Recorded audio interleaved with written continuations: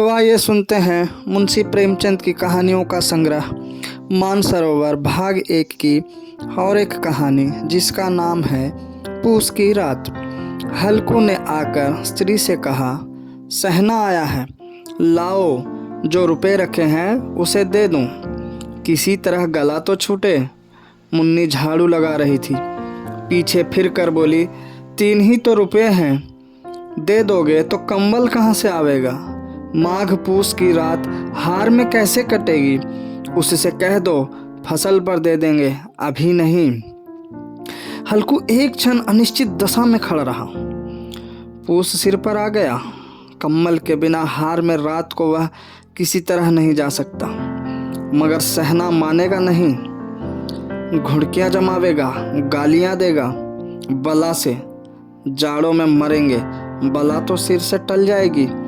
यह सोचता हुआ वह अपना भारी भरकम डील लिए हुए, जो उसके नाम को झूठ सिद्ध करता था, स्त्री के समीप आ गया और खुशामद करके बोला, ला दे दे, गला तो छूटे, कम्बल के लिए कोई और दूसरा उपाय सोचूंगा। मुन्नी उसके पास से दूर हट गई और आंखें तरेरती हुई बोली, कर चुके दूसरा उपाय, जरा सुनो तो, कौन सा उपाय करोगे? कोई खैरात दे देगा कम्बल? ना जाने कितनी बाकी है जो किसी तरह चुकने ही नहीं आती। मैं कहती हूँ तुम क्यों नहीं खेती छोड़ देते, मर मर काम करो, उपज हो तो बाकी दे दो।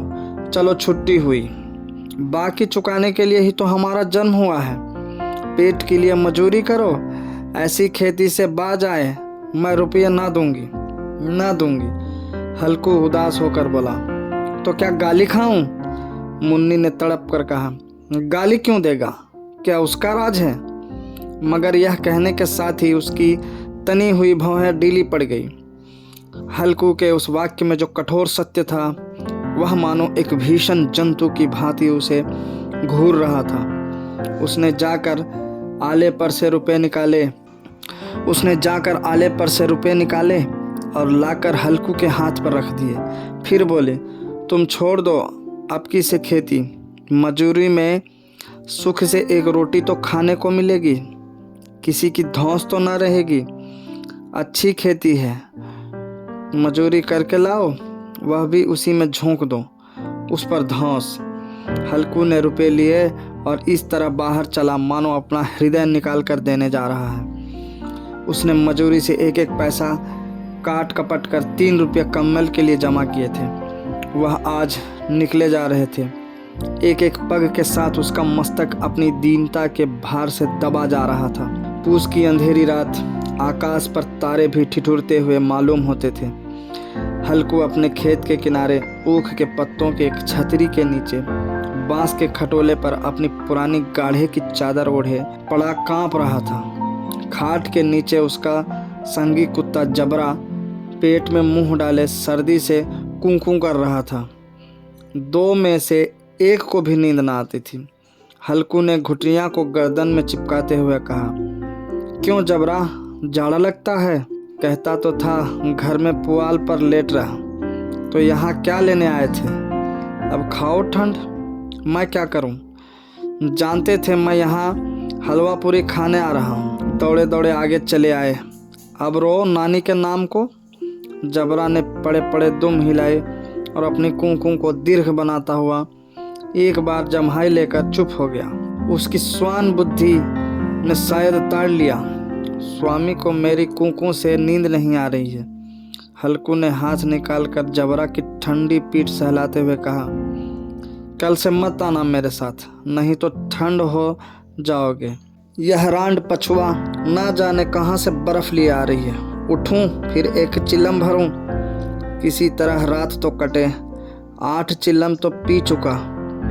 यह खेती का मजा है, और एक एक भगवान ऐसे पड़े हैं जिनके पास जाड़ा जाए तो गर्मी से घबरा कर भागे। मोटे मोटे गद्दे, लिहाफ, कम्बल, मजाल है जाड़े का गुजर हो जाए। तकदीर की खूबी, मजूरी हम करें, मजा दूसरे लूटें। हल्कू उठा, गड्ढे में से जरा सी आग निकालकर चिलम भरी। जबरा भी उठ बैठा। हल्कू ने चिलम पीते हुए कहा, पिएगा चिलम? जाड़ा तो क्या जाता है, जरा मन बदल जाता है। जबरा ने उसके मुंह की ओर प्रेम से छलकती हुई आंखों से देखा। हल्कू, आज और जाड़ा खा ले, कल से मैं यहाँ पुआव बिछा दूंगा, उसी में घुस कर बैठना, तब जाड़ा ना लगेगा। जबरा ने अपने पंजे उसकी घुटनियों पर रख दिए और उसके मुंह के पास अपना मुंह ले गया। हल्कू को उसकी गर्म सांस लगी।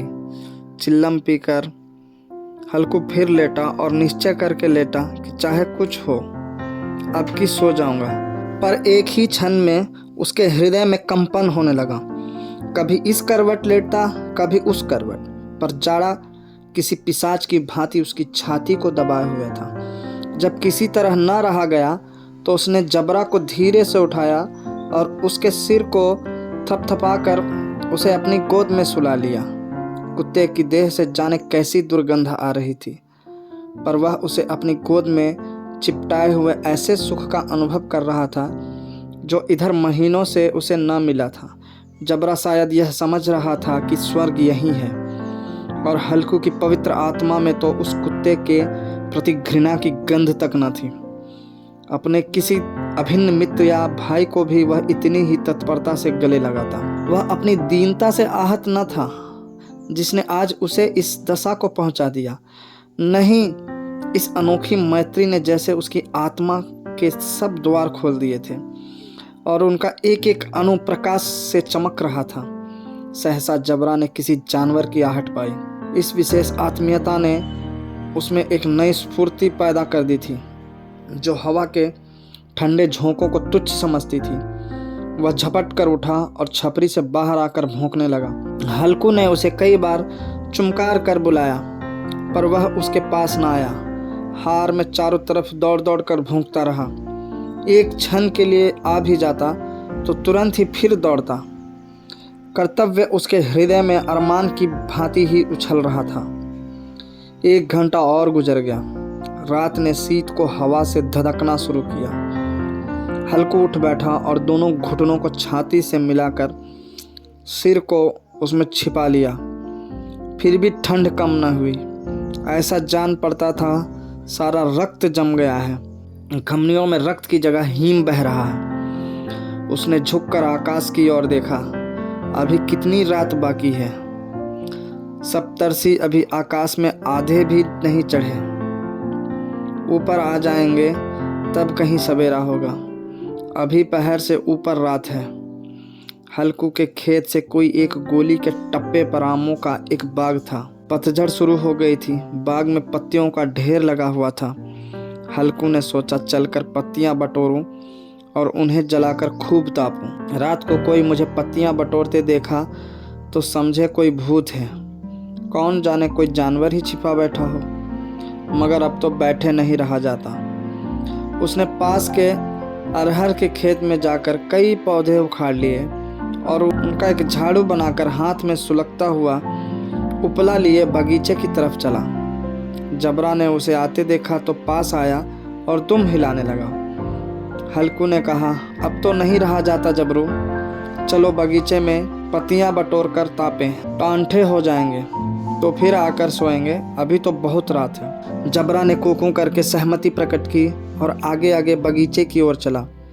बगीचे में खूब अंधेरा छाया हुआ था और अंधकार में निर्दय पवन पत्तियों को कुचलता हुआ चला जाता था। वृक्षों से ओस की बूंदें टप टप नीचे टपक रही थी। एकाएक एक झोंका मेहंदी के फूलों की खुशबू लिए हुए आया। हल्कू ने कहा, कैसी अच्छी महक आई जबरू, तुम्हारी नाक में भी तो सुगंध आ रही है। जबरा को कहीं जमीन पर एक हड्डी पड़ी मिल गई थी, उसे चिंचोड़ रहा था। हल्कू ने आग जमीन पर रख दी और पत्तियां बटोरने लगा।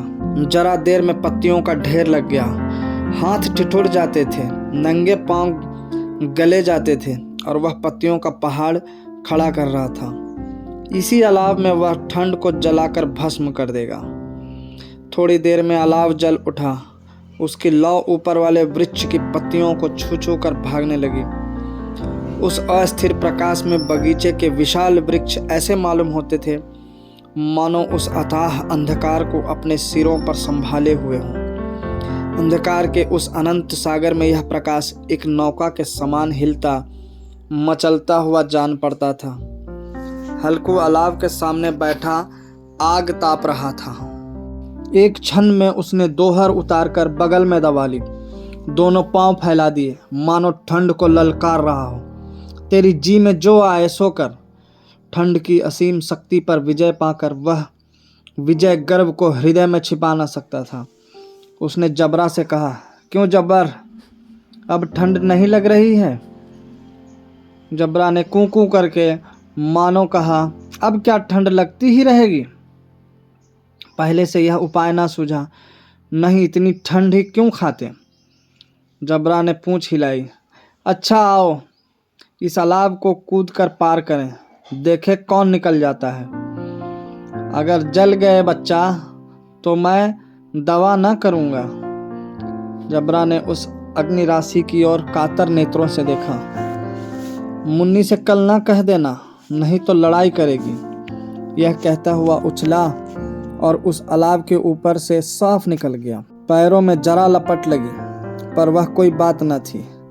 जबरा आग के गिर्द घूमकर उसके पास आ खड़ा हुआ। हल्कू ने कहा, चलो चलो इसकी सही नहीं, ऊपर से कूद कर आओ। वह फिर कूदा और अलाव के इस पार आ गया। पत्तियां जल चुकी थी। बगीचे में फिर अंधेरा छा गया था। राख के नीचे कुछ कुछ आग बाकी थी जो हवा का झोंका आ जाने पर जरा जाग उठती थी, पर एक क्षण में फिर आंखें बंद कर लेती थी। हल्कू ने फिर चादर ओढ़ ली और कर्म राख के पास बैठा हुआ एक गीत गुनगुनाने लगा। उसके बदन में गर्मी आ गई थी, पर ज्यों-ज्यों शीत बढ़ती जाती थी उसे आलस से दबाए लेता था। जबरा जोर से भूख कर खेत की ओर भागा। हल्कू को ऐसा मालूम हुआ कि जानवरों का एक झुंड खेत में आया है। शायद नील गायों का झुंड था। उनके कूदने दौड़ने की आवाज़ें साफ कान में आ रही थी। फिर ऐसा मालूम हुआ कि खेत में चर रही है। उनके चबाने की आवाज़ चर चर सुनाई देने लगी। उसने दिल में कहा, नहीं, जबरा के होते कोई जानवर खेत में नहीं आ सकता। नोच ही डाले, मुझे भ्रम हो रहा है। कहाँ, अब तो कुछ नहीं सुनाई देता। मुझे भी कैसा धोखा हुआ। उसने जोर से आवाज लगाई, जबरा जबरा। जबरा भूखता रहा, उसके पास ना आया। फिर खेत के चरे जाने की आहट मिली। अब वह अपने को धोखा ना दे सका। उसे अपनी जगह से हिलना जहर लग रहा था। कैसा दंदाया हुआ था। इस जाड़े पाले में खेत में जाना, जानवरों के पीछे दौड़ना असह्य जान पड़ा। वह अपनी जगह से ना हिला। उसने जोर से आवाज लगाई, लिहो लिहो लिहो। जबरा फिर भूख उठा। जानवर खेत चर रहे थे। फसल तैयार है।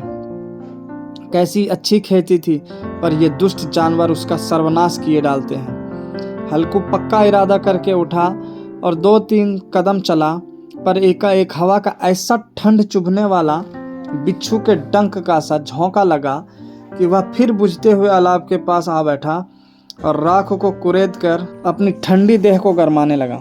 जबरा अपना गला फाड़ डालता था। नील गाय खेत का सफाया किए डालती थी और हल्कू गर्म राख के पास शांत बैठा हुआ था। अकर्मण्यता ने रस्सियों की भांति उसे चारों तरफ से जकड़ रखा था। उसी राख के पास गर्म जमीन पर वह चादर ओढ़कर सो गया।